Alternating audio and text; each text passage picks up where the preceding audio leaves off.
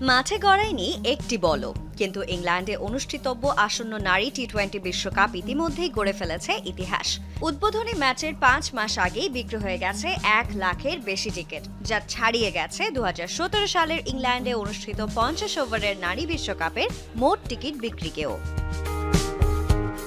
2017 সালে লর্ডসে ইংল্যান্ডের বিশ্বকাপ জয় নারী ক্রিকেটে দর্শক আগ্রহের নতুন দিগন্ত খুলে দিয়েছিল। তবে সেই সাফল্যের ধারাবাহিকতা বিশ্বকাপে ধরে রাখতে পারেনি তারা।